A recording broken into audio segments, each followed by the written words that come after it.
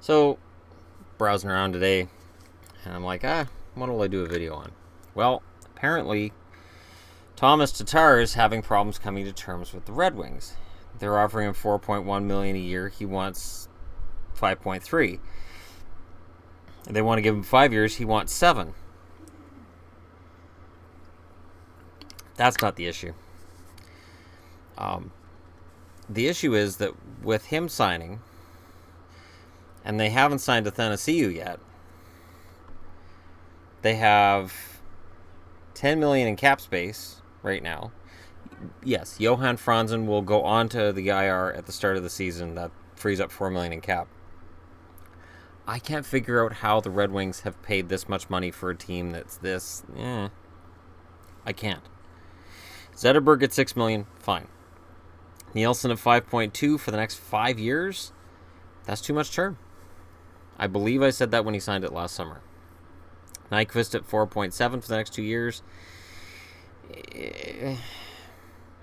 I don't think Nyquist has become what was expected of him. I think there was an expectation that Tatar and Nyquist would be the new Zetterberg, Datsuk, and it hasn't happened. And it's a lot of pressure to put on a young guy, but Nyquist is...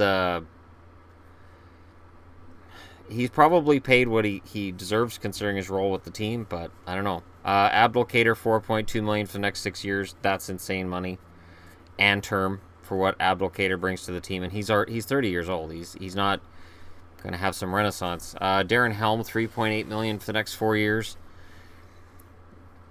I guess I can live with that. Riley Sheehan at 2.075 million. Okay, I guess. Glendening, 1.8 million for 4 years. Larkin's RFA next summer. Mantha's RFA next summer. So those are going to be raises.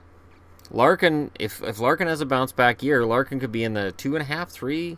Oh wait, bounce back year? Then he's in the 5 to 6 million category right off the bat. Mantha, if Mantha shows the upward trajectory he showed at the end of last season, he could be in the $2 to $3 million category.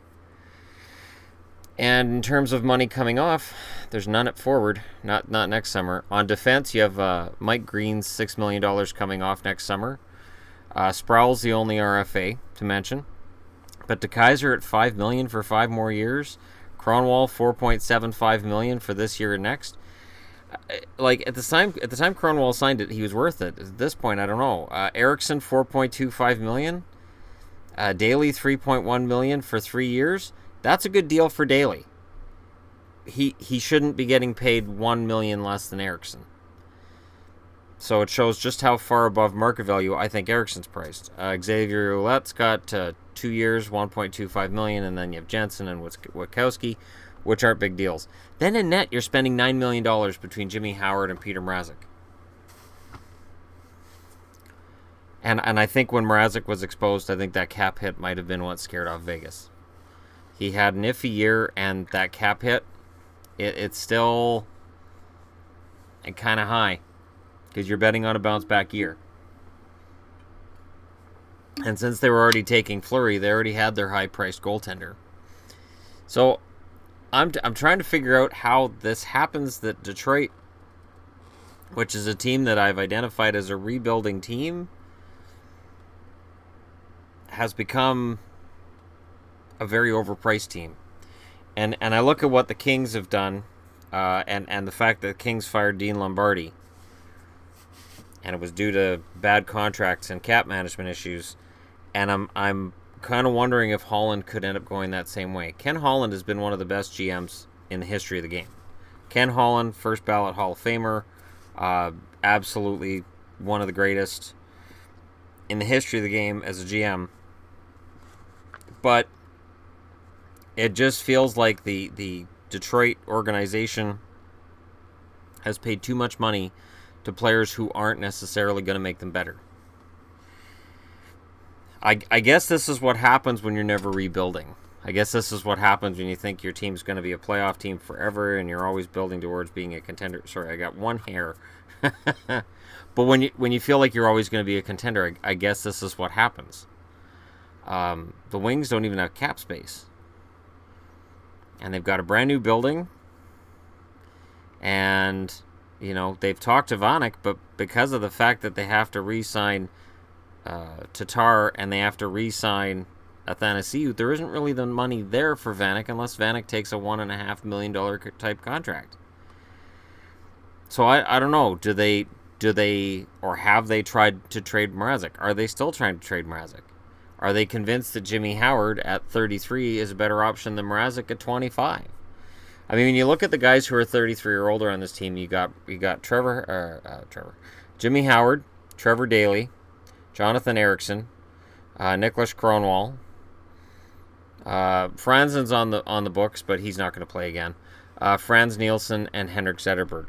There's a lot of age there, and again, I think a lot of this is they're victims of their own success. They were and have been one of the best teams in the league for decades, and now they just don't have cap space, even though their roster is not very good. And I don't look at this team and say, oh yeah, no, they're going to turn it around. Because if anything in the offseason, they've been kind of stagnant.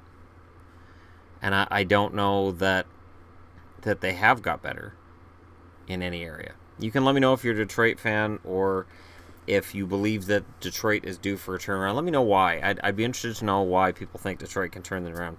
And goaltending could be a part of it. I understand that with Jimmy Howard in the lineup, they had a better record than they did when Mrazek was there.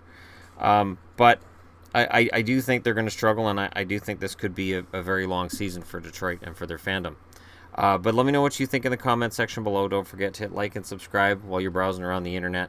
And it's an interesting topic because, again, Detroit's been the model franchise of the NHL for a very long time. And when I look at this setup, just the overall setup of their team, there's something not right here.